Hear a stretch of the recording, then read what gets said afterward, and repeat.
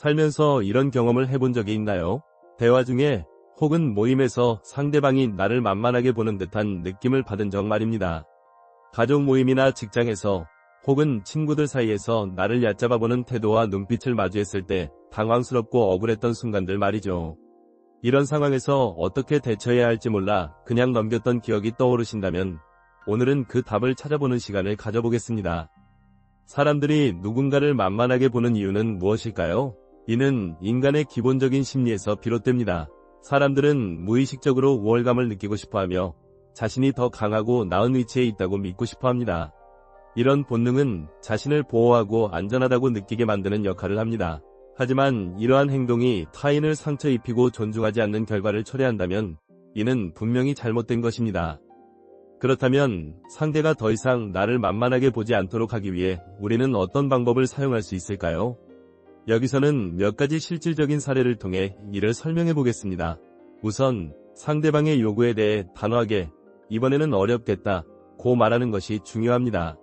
이 표현은 단순한 거절 이상의 의미를 가지고 있습니다. 이는 나의 경계를 설정하고 내가 스스로를 소중히 여긴다는 메시지를 전달하는 역할을 합니다. 예를 들어 친구들이 반복적으로 부탁을 하며 나에게 부담을 주는 상황에서 이 한마디는 그들에게 내가 항상 희생할 준비가 되어 있는 사람이 아니라는 것을 깨닫게 합니다.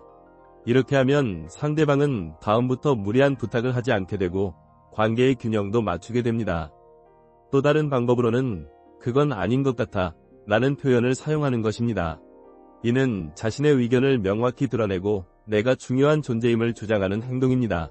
예를 들어 가족들이 중요한 결정을 내릴 때 내 의견을 묻지 않고 넘어가는 일이 반복된다면 이 표현은 내가 이 가족의 일원으로서 존중받아야 한다는 메시지를 전달할 수 있습니다. 이를 통해 상대방은 나의 의견과 입장을 더욱 신중히 고려하게 됩니다. 때로는 이번에는 내가 좀 쉬고 싶어 라는 말을 통해 자신의 필요를 우선시하는 것도 필요합니다. 남을 돕는 것은 소중한 일이지만 그것이 당연시되면 문제가 생길 수 있습니다.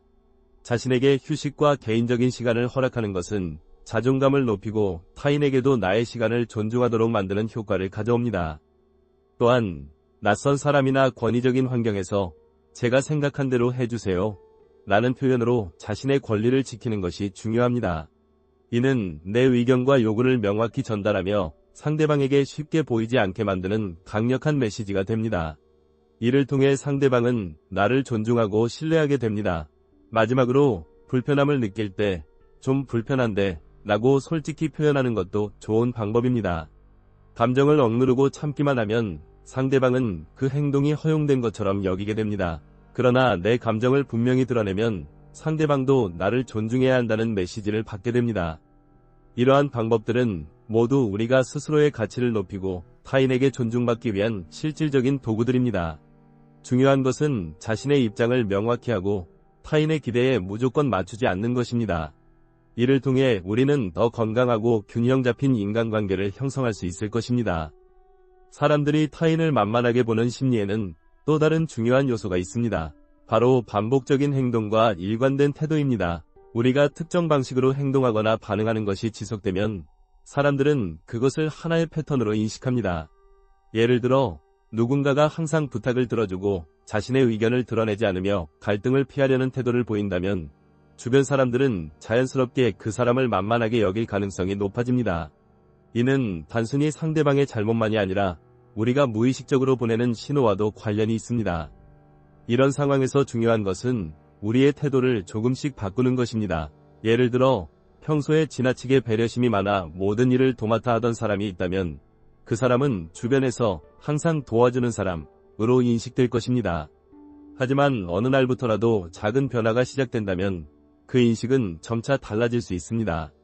한 번쯤은 이번에는 내가 좀 쉬고 싶어 라고 말하며 자신을 우선시하는 모습을 보이는 것이 그 첫걸음이 될 수 있습니다.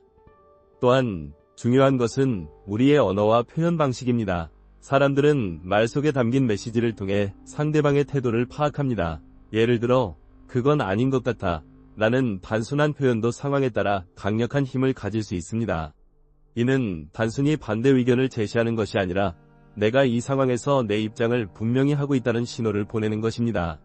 이런 표현은 상대방에게 내가 쉽게 넘길 수 없는 사람임을 알리는 동시에 내 의견이 존중받아야 한다는 것을 상기시킵니다. 더 나아가 우리는 종종 낯선 사람이나 권위적인 환경에서 자신감을 잃고 주눅들기 쉽습니다. 이런 상황에서는 제가 생각한 대로 해주세요 라는 표현처럼 명확하고 단호한 언어를 사용하는 것이 중요합니다. 이는 단순히 요구를 전달하는 것이 아니라 내가 이 상황에서도 내 권리를 지킬 준비가 되어 있다는 메시지를 전달합니다. 특히 서비스업이나 공공장소에서 이런 태도를 유지하면 상대방도 나를 가볍게 대하지 않을 것입니다. 반복적으로 헌신하거나 타인의 요구에 응답하는 것도 문제지만 감정을 억누르고 참는 것도 큰 문제입니다. 우리가 불편함을 느끼면서도 이를 표현하지 않으면 상대방은 그것이 허용된 행동이라고 착각할 가능성이 큽니다. 예를 들어 친구들 사이에서 농담이 지나쳐 상처를 받았음에도 불구하고 웃으며 넘긴다면 그들은 그 행동이 괜찮다고 여기고 더 심한 농담이나 무례한 행동으로 이어질 수 있습니다. 이런 상황에서는 좀 불편한데 라고 솔직히 말하는 것이 필요합니다. 이는 나의 감정을 존중받기 위한 첫걸음이며 상대방에게도 경계를 설정하는 신호가 됩니다. 우리의 삶에서 이러한 작은 변화들이 모여 큰 변화를 만들어냅니다. 처음에는 익숙하지 않고 어색할 수 있지만 점차 자신감과 자존감을 회복하게 될 것입니다. 중요한 것은 우리가 스스로를 어떻게 대하느냐입니다. 내가 나 자신을 소중히 여기고 존중할 때 다른 사람들도 나를 그렇게 대하기 시작합니다. 그리고 이러한 변화는 단지 인간관계에서만 영향을 미치는 것이 아닙니다. 이는 우리의 전반적인 삶의 질에도 큰 영향을 미칩니다. 내가 나의 시간을 소중히 여기고 내 감정을 존중하며 내 의견을 분명히 밝힐 때 우리는 더 건강하고 행복한 삶을 살 수 있습니다. 주변 사람들과의 관계도 더욱 균형 잡히고 긍정적으로 변화할 것입니다. 결국 중요한 것은 우리가 스스로에게 보내는 메시지입니다. 나는 소중한 존재이며 내 시간과 감정은 존중받아야 한다는 것을 스스로에게 끊임없이 상기시키는 것입니다. 이를 통해 우리는 더 이상 타인에게 쉽게 보이지 않고 진정으로 존중받는 삶을 살아갈 수 있을 것입니다. 계속해서 이 원칙들을 실천해보세요. 처음에는 작은 변화일지라도 시간이 지날수록 그 효과는 분명히 나타날 것입니다. 그리고 무엇보다 중요한 것은 우리가 스스로를 사랑하고 존중하는 마음가짐입니다. 이것이 모든 변화의 출발점이 될 것입니다.